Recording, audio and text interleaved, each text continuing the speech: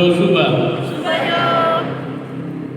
Saya lihat ini semua pada tegang, jadi ini tegang karena minum teh,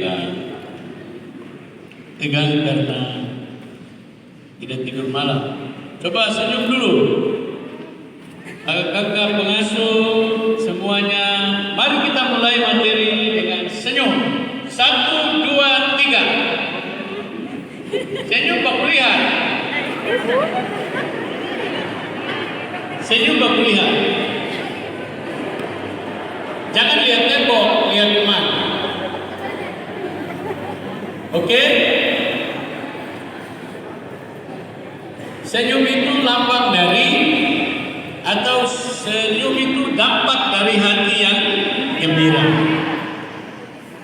Alkitab bilang hati yang gembira adalah obat, dan semangat yang patah mengeringkan tulang.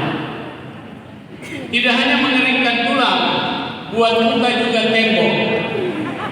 Kalau semangat patah kan buat muka tembok, toh? Buat muka tidak senyum. Ya saudara-saudara, saya panggil saudara-saudara saja, karena ini ada pengasuh-pengasuh yang sudah akar, ada juga pengasuh yang pucuk.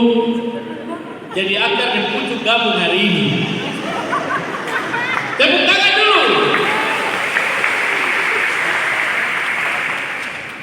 Jadi saya diberitahu pertama bahwa nanti akan ada kegiatan sekolah minggu melibatkan pengasuh pemula.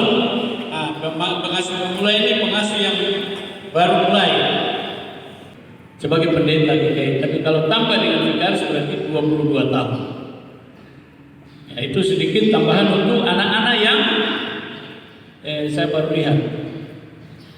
Karena banyak anak-anak yang waktu saya datang tahun 99 itu baru lahir, sekarang juga jadi pengasuh sama-sama. Mari kita lihat kata Injil. Injil berasal dari bahasa Arab, ya. Ingat, Injil itu bukan bahasa Ibrani, bukan bahasa Yunani. Yunani itu perjanjian baru, Ibrani itu perjanjian lama. Kata Injil itu sendiri dari ilmu linguistik, ilmu bahasa, itu asalnya dari bahasa Arab. Sama juga dengan Alkitab. Kata Alkitab itu juga bukan bahasa Ibrani, bukan bahasa, itu bahasa Arab. Kita lihat dalam bahasa Yunani, kata Injil itu artinya Evangelion. Evangelion itu artinya kabar baik, kabar sukacita, kabar rukun, kabar bahagia, kabar aman, kabar rukun, kabar damai, dan lain-lain. Itu kata Injil. Jadi Injil itu kabar baik, kabar sukacita, aman, damai, kenyang, sehat. Itu Injil. Lanjut. Pemberita Injil bukan hanya sebagai yang berprofesi atau yang bekerja sebagai pendeta, pastor, gembala, guru jemaat, guru Injil, penatua, semas, pengurus gereja yang lain. Pemberita Injil bukan hanya mereka itu, melainkan pemberita Injil adalah semua manusia yang percaya kepada Yesus dan dari semua latar belakang profesi atau kerja. Ini penting ya saudara-saudara, karena kebanyakan tugas memberitakan Injil itu dihubungkan dengan satu jabatan. Oh, yang memberitakan Injil itu pendeta, penatua, semas, guru Injil, guru jemaat. Padahal tidak, tugas memberitakan Injil itu bukan tugas satu profesi atau satu jabatan saja. Tugas semua orang yang percaya kepada Yesus. Lanjut. Pemberitaan Injil tidak hanya dilakukan dalam gedung gereja, atau pemberitaan Injil juga tidak hanya dilakukan dalam suatu bentuk tata ibadah atau liturgi atau kegiatan gereja. Injil tidak hanya diberitakan di dalam gedung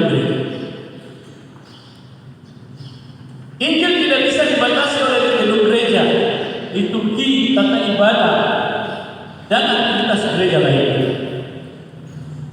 Injil tidak bisa dibatasi oleh mimbar besar, mimbar kecil. Tidak. Injil tidak bisa dibatasi dengan liturgi GKI hari Minggu atau liturgi di sekolah minggu atau ibadah tunas, tidak bisa. Injil tidak bisa dibatasi oleh ajaran atau doktrin gereja, tradisi gereja, dan lain-lain. Artinya, kita tidak bisa mengatakan bahwa hanya di dalam GKI sajalah Injil itu diberitakan dengan benar. Hanya di dalam gereja Protestan sajalah Injil itu diberitakan. Oh, kita tidak bisa batasi dengan doktrin atau dogma atau tradisi gereja. Injil itu tembus dan merobohkan tembok pemisah itu. Kemudian, Injil tidak bisa dibatasi hanya dengan lambang dan tanda serta warna gereja. Jadi ada salib berarti Kristen, atau warna biru seperti ini berarti GKI, atau gedung gereja seperti ini itu gereja. Itu tidak bisa, karena terbukti lambang-lambang itu berbeda-beda. Ya, contoh misalnya ya, kalau di Eropa dan di Asia rata-rata orang beribadah seperti ini, tidak pakai kerudung, tidak pakai jilbab. Tapi orang Kristen Arab itu pakai kerudung, pakai jilbab. Maka jangan saudara mengatakan bahwa Injil itu hanya bisa diterima oleh orang yang tidak pakai kerudung, orang yang tidak pakai jilbab. Dia semua orang Kristen pakai jilbab. Dia menyanyi memuji Tuhan pakai bahasa Arab yang juga digunakan dalam bahasa Al-Quran. Maka Injil tidak bisa dibatasi dengan lambang-lambang atau tanda-tanda. Ya, berikutnya, coba kembali ke belakang tadi. Pemberitaan Injil tidak hanya dilakukan dalam gedung gereja ya, tadi sudah. Oke, lanjut. Dunia atau bumi yang menjadi sasaran hadirnya Injil bukan hanya bermakna geografi atau geografis, batas dan luas wilayah. Tetapi dunia yang dimaksud atau bumi yang dimaksud itu juga bermakna realita atau kenyataan hidup. Jadi begini, kalau bicara Injil, biasanya orang itu berpikir ke gunung-gunung sana, ke pedalaman, ke orang-orang yang terasing. Kan begitu toh? Begitu tidak? Jadi ketika beritakan Injil, oh kita harus ke Wamena, ke daerah pedalaman yang belum kenal Yesus. Itu pemberitaan Injil dalam dunia yang bicara soal letak geografinya, lokusnya. Lokus itu berarti tempat. Jadi Injil itu tidak hanya ada kita pergi di daerah-daerah terpencil, tetapi bumi atau dunia yang dimaksud itu juga adalah kenyataan hidup, realita hidup. Jadi bukan dunia geografi saja, di pedalaman saja, atau di daerah-daerah yang belum kenal Injil. Di Papua itu ada satu wilayah yang sekarang menjadi tujuan pekabaran Injil GKI di tahun 2021-2022 itu diantara Kaimana Nabire. Kaimana Nabire itu dalam rapat Sinode di Yaimar kemarin ini dibicarakan ada beberapa suku di situ yang tergabung dalam suku besar, mereka belum menerima Injil. Dan GKI sudah menandatangani surat kerjasama dengan maskapai penerbangan pesawat untuk nanti ada beberapa penginjil yang akan bersih. Itu bicara soal letak geografi. Tetapi Injil itu tidak hanya diberitakan sesuai dengan letak geografi, tapi Injil itu diberitakan juga berdasarkan realita hidup. Dunia dalam pengertian realita hidup. Berikut, dunia atau bumi yang menjadi sasaran penginjilan adalah dunia kesehatan, dunia pendidikan, dunia ekonomi, ya, dunia anak, dunia narkoba, dunia iPhone, dunia miras, dunia seks bebas, dunia IT, ya, dunia internet, dunia HP, dunia itu menjadi sasaran Injil hadir di situ. Nah, jadi saudara dan saya harus punya pemahaman yang tegas tentang ini, bahwa saya ditugaskan untuk memberitakan Injil bukan hanya soal letak geografi, tapi saya juga ditugaskan untuk memberitakan Injil dalam realita hidup. Karena kalau bicara realita hidup, maka tidak cukup kita ke daerah pedalaman. Di sekitar kita juga ada dunia-dunianya perlu diurus. Ada dunia iPhone, ya, dunia politik, ekonomi, kesehatan, lanjut. Dunia adat dan budaya, dunia lapangan kerja, dunia bisnis, lanjut lagi dunia penyakit sosial masyarakat, miras, narkoba, HIV, seks bebas dan lain-lain. Itu dunia di mana Injil juga harus hadir di situ. Kecenderungan gereja mula-mula yang dipengaruhi oleh paham pietis. Paham pietis ini adalah suatu paham yang muncul ketika terjadi masalah, ya. Ada gerakan yang muncul pada waktu itu, industri di Inggris yang begitu besar, membuat banyak orang Eropa tidak pergi beribadah. Mereka tinggalkan itu ibadah-ibadah. Lalu muncul paham pietis ini. Paham pietis ini mengajak orang untuk rajin berdoa, rajin ke gereja, bersemedi. Lama-lama paham ini menjadi satu kekuatan baru yang kemana-mana harus berdoa atau harus ibadah, harus tidak apa-apa, tidak kerja juga yang penting sembahyang.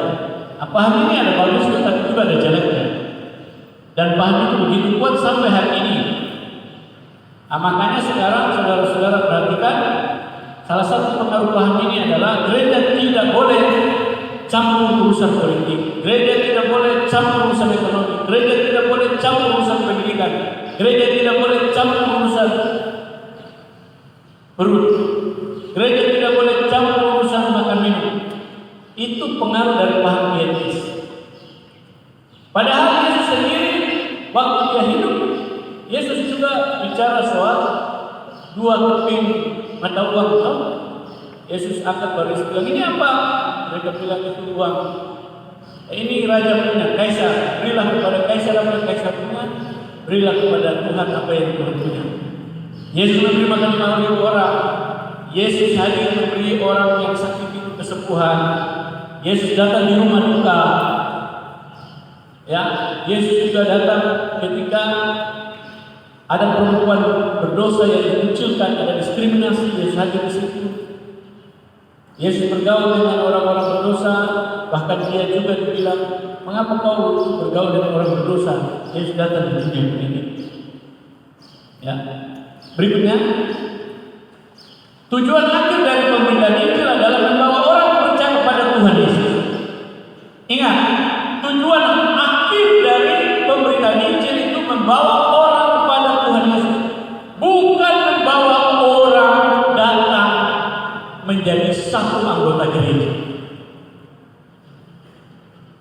Bukan kita tujuan akhir membawa orang jadi anggota GKI. Bukan itu yang menjadi tujuan utama, itu tujuan akhir. Sekali lagi, itu tujuan akhir dari pemberitaan Injil. Kalau kita memberitakan Injil hanya dengan maksud supaya dia jadi anggota kita, justru itu kesalahan besar yang terjadi yang kita buat. Jadi akhir dari pemberitaan Injil itu adalah membawa orang percaya kepada Tuhan Yesus. Yang kedua, membawa orang masuk surga ketika mati nanti. Kemudian menghadirkan tanda-tanda surga di tengah keluarga, jemaat, tamu, kota, dan negara selama masih hidup. Itu tujuan akhir. Yang berikut, Yosua. Bisa tahu? Nah, sekarang pertanyaannya, kita ini akhir dari pemberitaan Injil itu kita bawa kemana? Ya, karena akhir dari pemberitaan Injil ini tidak jelas ya. Pak, supaya saya punya jemaat besar, supaya saya punya warga tambah-tambah, supaya saya punya anak sekolah tambah-tambah bisa membangun yang besar. itu bukan akhir. Kalau itu yang dijadikan akhir, itu kesalahan besar. Maka yang akan terjadi adalah gereja menjadi Tuhan, bukan Tuhan menjadi Tuhan atas gereja. Kita lihat lagi, masuk ke materi yang berikut.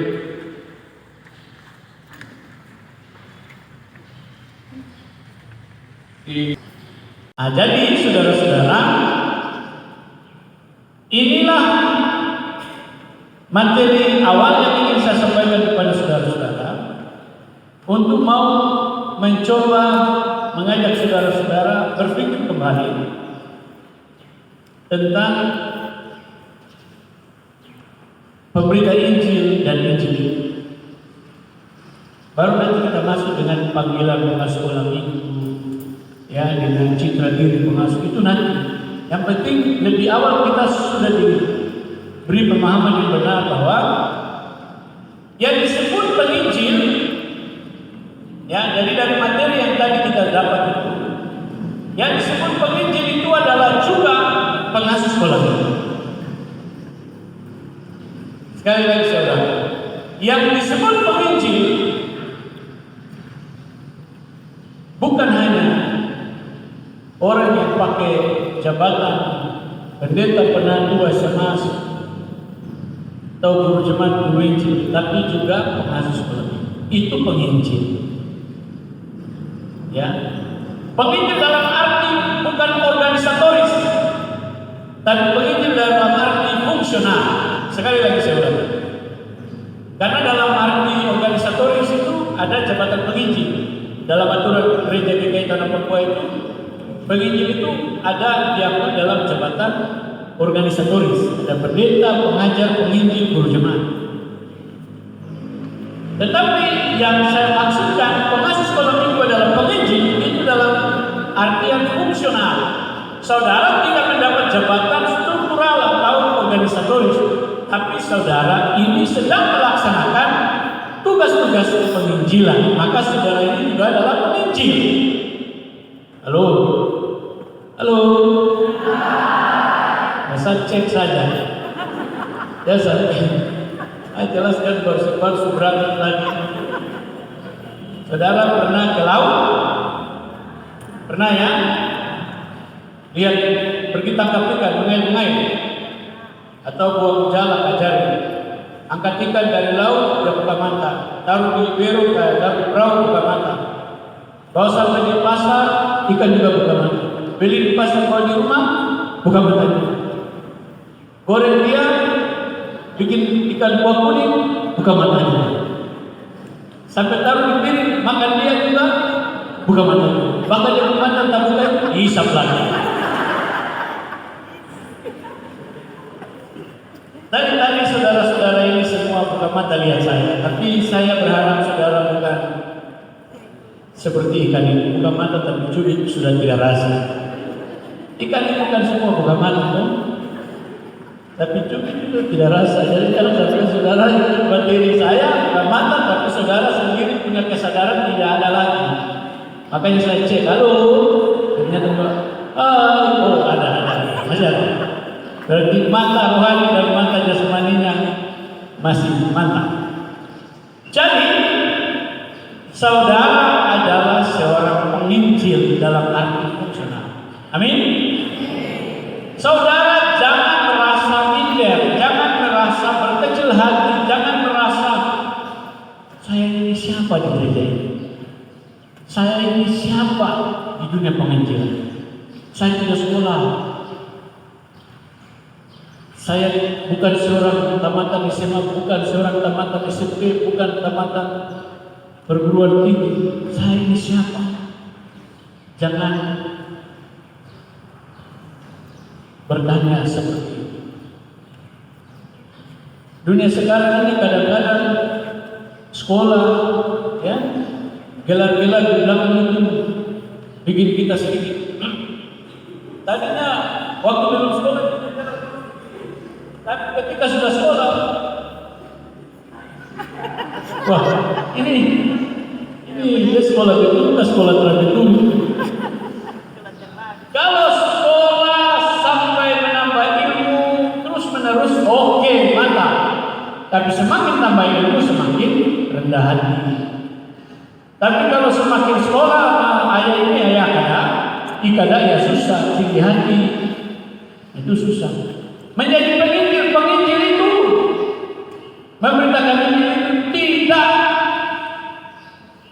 berhasil karena sekolah atau karena sarjana atau karena apa. Tapi karena tadi kasus tadi mau seperti sendal. Sendal itu rela dipakai di mana saja. Mau masuk lubang pergi, mau jalan di keramik pergi. Iya toh? Jadi penginjil yang sama seperti kasus dipakai Tuhan di mana saja. Mau masuk lubang juga pergi, mau duduk di rumah yang keramik juga pergi. Itu namanya penginjil kasus, penginjil sendal. Begitu. Ya, jadi saudara ini penginjil. Itu pertama. Yang kedua, Injil itu tidak hanya diberitakan di gereja, tapi tugas Injil itu, ya, Injil itu harus diberitakan di seluruh dunia. Dunia teritorial, dunia geografi, dan dunia realita. Jadi ada dua dunia tujuan dari pemberitaan Injil. Sekali lagi saya ulangi, ada dua dunia dari sasaran pemberitaan Injil.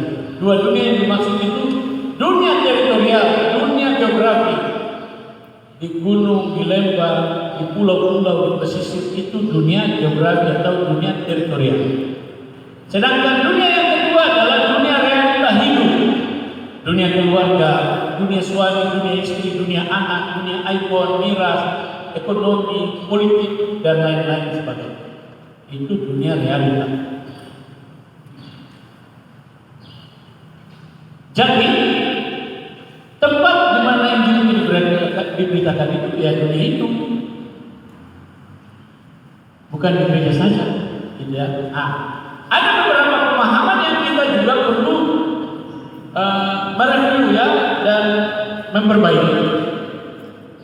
Misalnya ada yang sekolah minggu, kejawa Tuhan. Coba sama-sama menyanyi. Saya bilang stop. Kalau yang lain dia joget di depan sini. Mari 1, 2, 3. Kejawa Tuhan terlalu manis, Dia surgaji terlalu manis. Saya kejawa Tuhan sungguh senang-senang, dipanggil Tuhan terlalu manis. Uang diri kebenaran Tuhan sadar, serta Tuhan terlalu manis. Stop. Memang sudah habis. Lagu ini harus dimengerti dari pandangan yang tepat. Kadang-kadang lagu ini diidentikan dengan kalau kerja pendeta, penatua, semas saja yang kerja untuk Tuhan. Di gereja saja itu kerja untuk Tuhan. Pegawai negeri, pegawai sipil atau petani yang lain bukan kerja untuk Tuhan. Tadi dalam catatan itu dibilang dunia ini itu adalah tempat Injil diberikan. Biasa juga orang bilang begini, kerja di mana? Saya kerja di ladang Tuhan. Ladang Tuhan itu mana? Ladang itu dibilang kebun, ya. Ladang itu kebun. Jadi, kerja di mana? Ladang Tuhan. Ladang Tuhan di mana? Gereja. Ini juga yang salah. Jadi ladang Tuhan itu adalah dunia ini. Dunia ini adalah ladang Tuhan. Karena ladang Tuhan ini besar, maka dibagi-bagi. Ada orang yang urus gereja, urus pemerintah, urus pertanian, urus kelautan, urus transportasi, urus kesehatan, urus politik. Itu adalah ladang Tuhan. Seluruhnya itu ladang Tuhan. Mindset ini, cara pandang ini harus ada. Jangan kita menjadi orang Kristen yang mengurung atau membatasi ladang Tuhan itu hanya di gereja. Akibatnya itu fatal seperti sekarang. Banyak orang Kristen karena dia pikir ladang Tuhan hanya di gereja, maka ketika dia kerja di gereja, dia semangat sekali. Tapi ketika dia pergi kantor, dia tidak kerja baik-baik. Cek dia di kantor, hari Senin sampai Senin dia termasuk. 1 bulan termasuk dan terima gaji full. Dia bilang lebih baik saya kasih tinggal kantor daripada saya kasih tinggal gereja. Itu salah. Ya. Orang yang seperti itu pemahamannya belum utuh, belum menyeluruh, harus diperbaiki. Saudara, sementara misalnya di sini ada pengasuh sekolah minggu ini, ada pegawai negeri juga ya toh? Saudara kerja di gereja, inilah dari Tuhan. Tapi saudara juga kerja di saudara punya tempat kerja di pemerintahan itu juga ada Tuhan.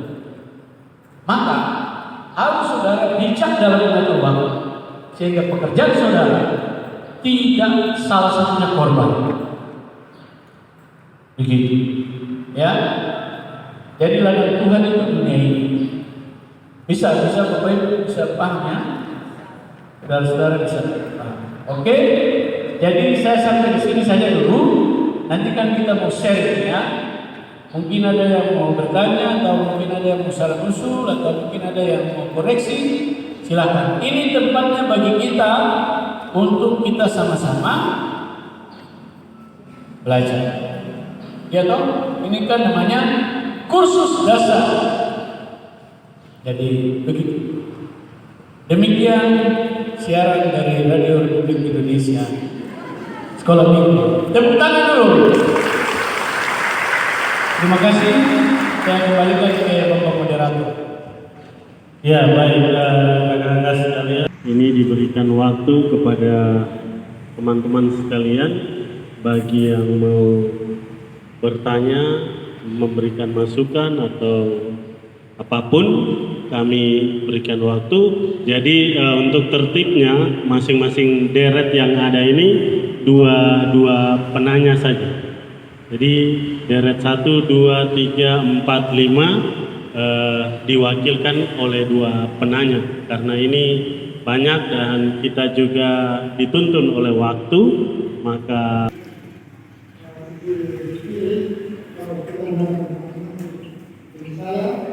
nama saya Petrus Rubiah, asal Demak, DKI Bandar. Kalau dapat saya akan didik saya, sudah banyak yang jadi manusia sejati, banyak yang sudah jadi pendeta, banyak majelis jemaat adalah anak asuh saya sendiri. Sekarang jadi majelis jemaat DKI Bandar Mokhtar. Itu anak asuh saya. Banyak yang jadi pendeta, sudah ada yang jadi profesor insinyur. Tapi saya pendidikan itu untuk menghasilkan hasil akhir dari pendidikan itu adalah yang pertama knowledge, punya pengetahuan. Kemudian attitude, punya perilaku. Kemudian yang ketiga itu skill. Jadi pertama itu knowledge, attitude, dan skill. Nah, sekolah minggu juga begitu. Di dunia sekolah minggu itu ujung dari akhir itu 3 knowledge, pengetahuan. Saudara kan memberi pengetahuan Alkitab, sejarah dan lain-lain kepada anak didik. Jadi pengasuh sekolah minggu itu ingat, tidak hanya mengajar orang percaya Yesus, tapi memberi pengetahuan. Itu hebatnya pengasuh atau guru sekolah minggu. Yang kedua, pengasuh sekolah minggu juga mendidik anak itu sehingga attitude-nya, perilakunya, kelakuannya itu jadi baik. Dan yang ketiga skill. Sekolah minggu juga akhir dari sekolah minggu itu skill. Saudara perhatikan. Saudara kan banyak buat alat berat. Gunting ini, gunting sana, tempel sini. Ujung dari itu bukan saudara kasih tahu bahwa Yakub ini dia dengan depan anak begini, domba-domba model begini, bukan itu, tapi juga skill. Gambar-gambar itu menampilkan sosok yang diceritakan dalam Alkitab dan memuatkan iman, tapi juga sekaligus saudara sedang mengajar anak punya skill. Bagaimana menggunting, bagaimana menggambar, bagaimana alat-alat peraga itu bagian dari membina anak itu skill ya. Jadi 3 hal ini harus saudara ingat bahwa saudara menjadi pengasuh sekolah minggu bukan hanya untuk membuat anak-anak itu percaya Yesus, bukan begitu. Tapi saudara lebih dari itu, yaitu memberi pengetahuan, knowledge-nya. Dengan baik dia bisa tahu cerita tentang dunia ini, cerita tentang ekonomi, politik, budaya, itu kan dari Alkitab. Di Alkitab itu semua ilmu ada, tinggal saudara ajarkan. Yang kedua, perilaku. Perilaku itu saudara juga ajarkan di sini. Yang ketiga, skill tadi. Bagaimana untuk mencapai 3 ini? Saya kembali lagi ke pertanyaan tadi. Bagaimana supaya anak itu punya pengetahuan, knowledge? Bagaimana supaya anak itu punya attitude, perilakunya baik? Bagaimana supaya skillnya baik? Itu tergantung dari guru sekolah minggu, tergantung dari pengasuh atau pendidik atau pengajar sekolah minggu. Bagaimana caranya? Saudara harus sadar bahwa untuk membentuk anak yang punya pengetahuan, anak yang punya perilaku, anak yang punya skillnya bagus, maka dibutuhkan satu, kita harus mengajar secara verbal. Anak-anak, halo, selamat pagi. Nah, itu kita ajar. Yang kedua, kita juga harus tunjukkan lewat perilaku. Bapak Ibu dan saudara-saudara, saya ingin sampaikan kepada saudara-saudara bahwa dalam penelitian seorang psikolog dalam dunia pendidikan itu, dia meneliti tentang pengaruh mengajar verbal dan pengaruh dari perilaku kepada anak didik atau kepada anak yang kita ajar. Dalam penelitian itu didapati mengajar verbal itu pengaruhnya 25%. Jadi macam sekarang ini. Sekarang ini saya bicara begini, ini pengaruhnya hanya 25%. Dampaknya hanya 25%. Hanya 25%. Tetapi dampak yang paling besar itu dari perilaku saya. Ya. Saya punya kelakuan. Jadi saya mengajar bagus seperti ini, kamu senang. Tapi 25 saja pengaruhnya. Yang pengaruhnya besar itu saya punya perilaku, saya kelakuan. Karena nanti saudara perhatikan, anak-anak itu lo jalan ke sana pada ini kakak pengasuh dia mengajar bagus, tapi dia suka maki. Kakak pengasuh itu dia mengajar bagus, tapi tadi dia mabuk baru itu angkat dia. Apa yang saudara ajari itu pengaruhnya 25%.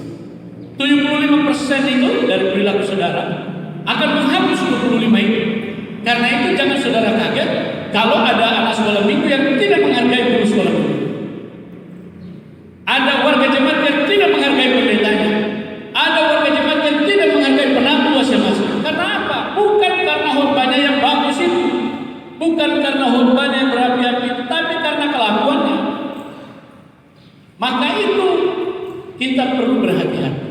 Nah, itu sebabnya saya jelaskan ini supaya saya mengkaitkan dengan itu sebabnya di dalam syarat-syarat menjadi seorang pendeta, seorang pengasuh, ya itu harus dipenuhi. Misalnya yang sudah berkeluarga harus menikah, ya, karena dia berdiri di depan, dia bicara tentang firman, dia bukan bicara firman sepotong-sepotong, parsial. Bukan, ingat ya, guru sekolah minggu atau pengasuh atau pendidik pengajar itu dia bukan memberitakan Injil parsial ke bagian-bagian. Bukan, tapi dia memberitakan Injil itu holistik, komprehensif, utuh.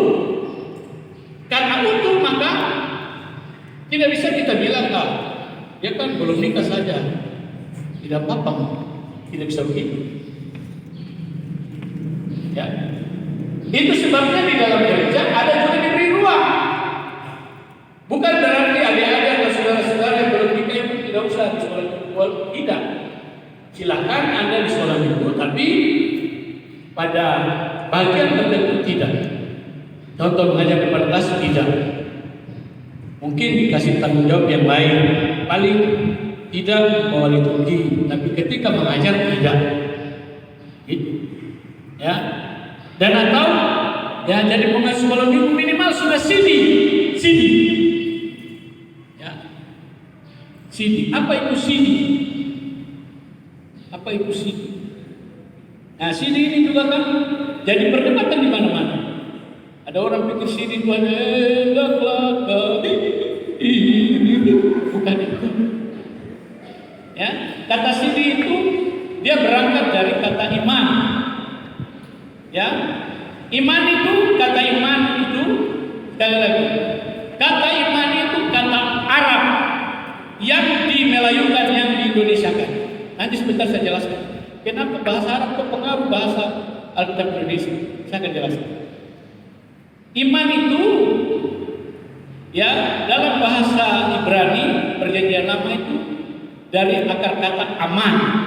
Aman. Nanti saudara baca di Google. Kalau saya salah nanti saudara klik.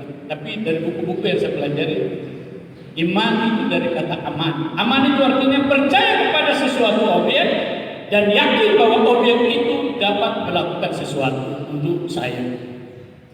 Itu aman. Kemudian iman dalam perjanjian baru dalam bahasa Yunani itu disebut pistis atau pisteo atau pistin, bukan pitsin, bukan masako, bukan. Tapi pistis, pisteo atau pistin. Apa itu artinya? Percaya kepada sesuatu hal dan yakin bahwa sesuatu hal itu dapat memberikan apa yang kita mau. Itu iman. Jadi iman itu bukan soal percaya saja, bukan. Kalau percaya saja itu bukan iman. Tapi percaya dan yakin bahwa yang saya percaya itu dapat melakukan sesuatu, itu iman. Itu yang kemudian saudara-saudara di dalam gereja ini ketika anak kecil dibaptis, dia orang tuanya yang mengaku. Dia bukan yang mengaku, dia masih kecil.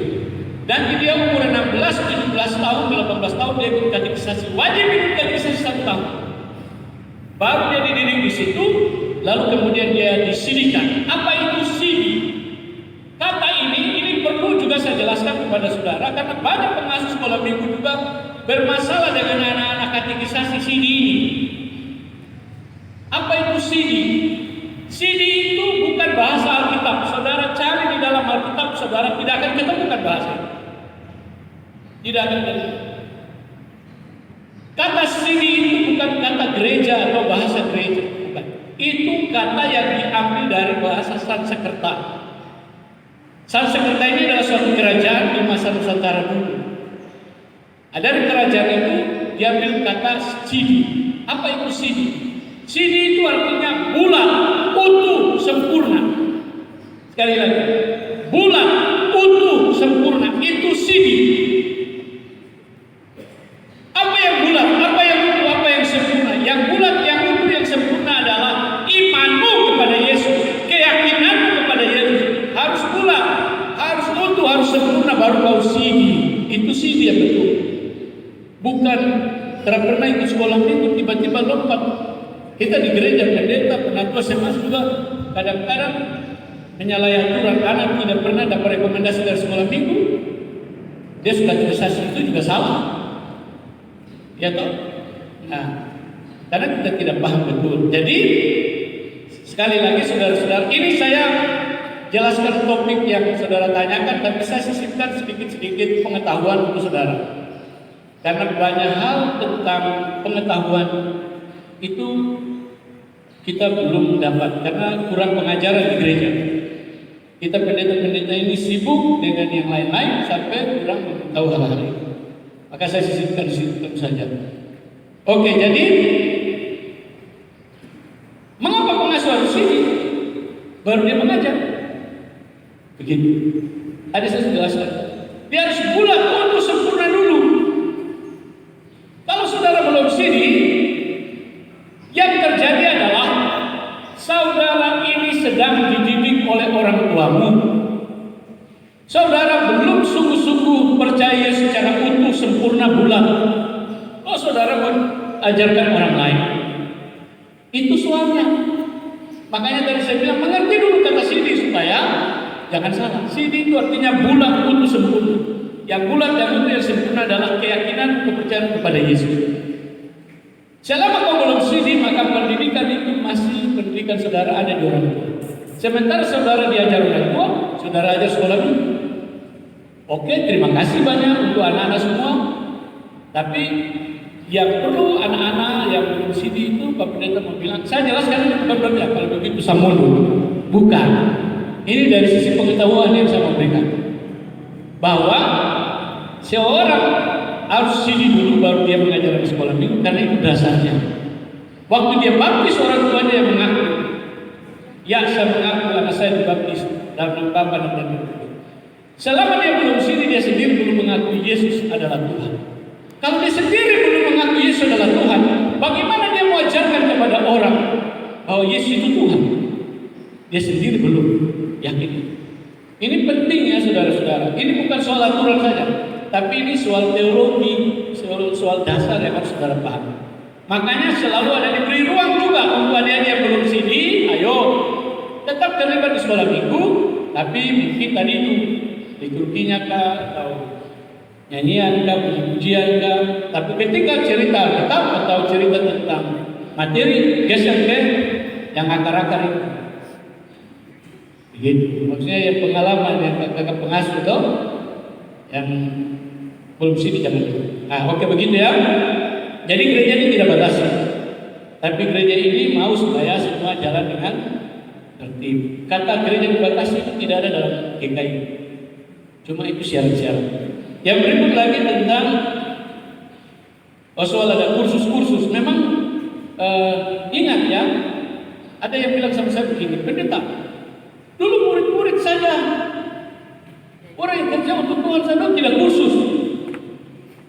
Tidak kursus dasar kepemimpinan, tidak kursus lanjutan, tidak kursus ini langsung kerja untuk Tuhan. Saya bilang, siapa yang bilang mereka tidak kursus? Dulu nama kursus tidak dipakai, tapi mereka sudah ditempa dengan wadah. Contoh Daud. Daud itu dia dikasih kursus oleh Tuhan menjadi gembala domba. Oke? 12 murid dididik oleh Tuhan yang dikasih kursus menjadi nelayan.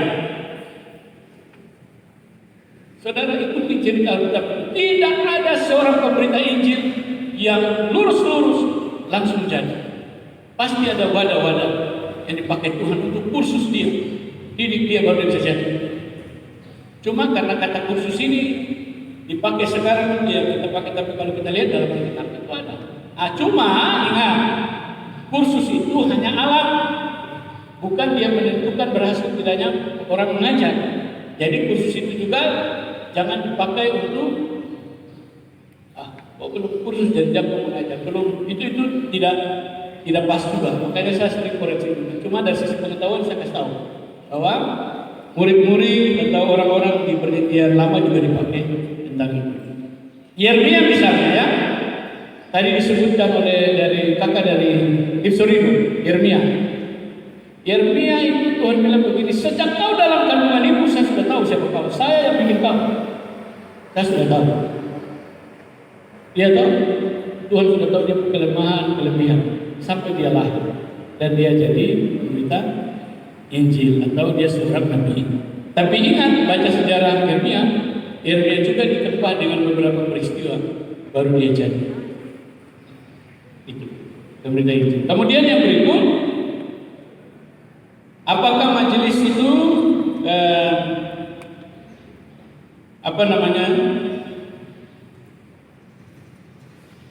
ya tadi majelis turun atau pengasuh sudah stop, sudah tidak mengasuh lagi.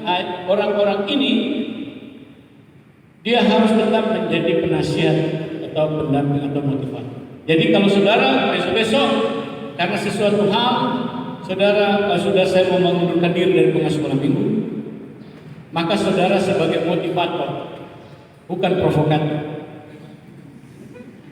Majelis juga begitu. Penantu semasa turun dari majelis harus jadi motivator, bukan provokator. Biasanya orang-orang ketika turun itu dia ambil batu bongkar-bongkar baru dia lempar ke dalam.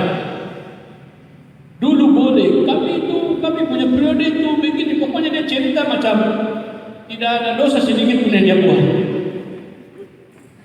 Kita yang tugas sekarang ini, ya macam-macam kakak-kakak orang ya, kakak-kakak, adik-adik, saudara-saudara yang sekarang jadi pengasuh. Nanti saudara dengar itu pengasuh sekolah minggu yang dulu dok cerita. Don di surga bahkan di neraka. Don cerita itu bagus-bagus, baru saudara-saudara ini tinggal dapat teror. Makanya ketika di dalam ajaran GKI itu adalah seorang yang sudah selesai periodenya, selesai masa tugasnya, baik sebagai badan pengurus sekolah minggu, badan pengurus PAM, PW, BKP atau wajib semak, dia harus jadi motivator, penasihat, pendamping untuk orang yang masih aktif, bukan provokator. Kalau dia itu menjadi provokator, dia mau kembali jangan, karena dia sudah memberi contoh yang tidak baik.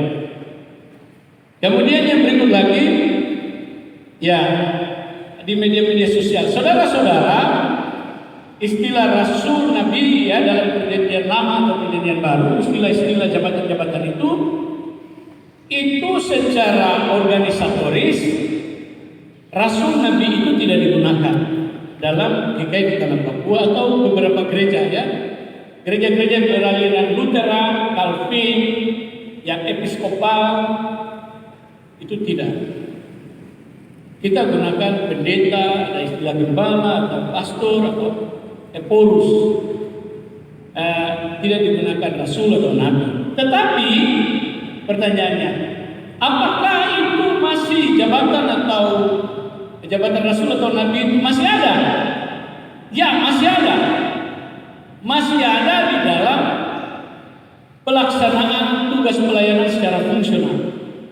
Kalau secara organisatoris itu sudah tidak ada lagi. Contoh tulis nama Rasul Ruri atau Nabi Ruri tidak ada lagi. Itu pada zaman perjanjian lama atau perjanjian baru. Sedangkan tugas Rasul dan tugas Nabi itu dijalankan oleh seorang pendeta.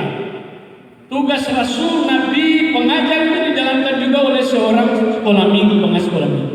Jadi jangan saudara juga berpikir saudara bukan seorang Nabi, bukan seorang rasul. Saudara ini juga rasul, saudara ini juga nabi. Apa itu tugas nabi? Tugas nabi adalah tugas untuk mempertahankan keadilan, kebenaran. Saudara kan mengajar anak sekolah minggu, di dalam pengajaran sekolah minggu itu ada tugas lebih. Apa tugas rasul? Rasul itu memberitakan Injil, rasul itu mengajar. Itu juga ada di dalam diri seorang pengajar sekolah minggu. Jadi itu yang saya selalu bilang, harus dibedakan bahwa secara organisasi kita tidak pakai lagi, tapi secara fungsional itu ada tugas. Saudara sedang melaksanakan tugas seorang nabi. Nabi itu kan ketika dia lihat ketidakadilan, dia bilang, oh itu tidak adil, kamu harus bertobat.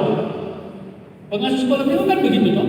Ketika saudara mengajar anak-anak kan saudara bilang, anak-anak, yang begini tidak benar, yang begini ini yang benar. Itu sudah jalankan tugas seorang nabi dalam sekolah minggu. Rasul juga begitu, tugas rasul memberitakan Injil, mengajar. Itu ada di dalam tugas seorang pengasuh sekolah minggu. Memang kalau bahas ini dia punya pokok bahasanya sendiri. Mudah-mudahan ada waktu di lain waktu kita bisa lihat. Ya, apakah tugas seorang gembala tadi penginjil, ya, gembala, pengajar, nabi, rasul, apakah ada juga di pengasuh? Ada. Begitu, ada secara fungsional, secara struktur tidak, dia sendiri. Yang berikut, pengasuh sekolah minggu itu ada di kelompok pengajar. Itu tadi saya bilang. Jadi pengasuh sekolah minggu itu kalau dilihat dalam kitab Efesus tadi ya, secara letterlek harafiah atau hurufiah itu di pengajar. Tetapi dalam fungsionalnya saudara sudah dan sedang dan akan terus mengerjakan tugas seorang gembala, ya, tugas seorang penginjil. Karena di dalam diri seorang pengajar itu dia memberitakan Injil, dia menggembalakan dan lain-lain. Maka kalau pertanyaannya, di manakah posisi seorang pengajar sekolah minggu? Secara organisasi dia adalah seorang pengajar. Tapi secara fungsional, tugas-tugas pengajar, gembala, penginjil itu juga menjadi tugasnya. Kesadaran ini yang harus kita berikan kepada saudara-saudara. saudara-saudara harus memiliki kesadaran ini bahwa saudara juga adalah pemberita ini, saudara juga adalah gembala. Tugas gembala itu begini, pengasuh bilang begini, nah, yang itu miras, tidak boleh kau minum. Yang ini video seks tidak boleh kau nonton. Itu tugas gembala. Kalau saudara tidak laksanakan itu, anak itu pergi minum miras dan jatuh dengan botol-botol, apakah saudara kasih tinggalnya? Tidak. Tugas pengasuh yang berikut adalah angkat tanah itu dengan botol-botolnya dan kasih ingat. Itu salah. Oke, kasih tinggal botol itu tugas orang gembala. Anak yang hamil di luar perkawinan sah, pengasuh rangkulnya gembala. Itu tugas orang gembala. Jadi itu yang saya bilang, memang betul kalau kita bilang siapa yang menghalangi anak-anak itu pasti dia masuk neraka. Yang tidak menghalangi di tengah sekolah itu, jadi saudara nanti dapat surga toh? Betul kan tidak? Iya, lihat macam saudara-saudara nih tidak mau ke surga kan? Gitu ya, jadi begitu. Jadi posisi saudara di mana secara organisasi tadi saya bilang dalam aturan GKI saudara ada di pengajar. Tapi dari sisi fungsionalnya saudara ini laksanakan tugas-tugas yang lain. Ada anak sakit saudara pergi berdoa. Itu kan tugas seorang gembala. Itu di dalam kitab, di dalam Injil Matius, di dalam kitab Yesus bilang gembala baik adalah dia datang membalut yang sakit, yang lapar dia kasih makan. Itu pengasuh lakukan dan tidak? Lakukan tidak? Lakukan. Itu tugas gembala. Maka saya bilang kalau saudara ditanya, secara organisasi saudara adalah pengajar, tapi secara fungsional saudara juga adalah gembala, penginjil dan rasul, nabi. Begitu. Tapi dia begini sebentar kamu bikin di Facebook lagi. Nabi Korban, Nabi Bruni, Nabi Ado, ini lagi.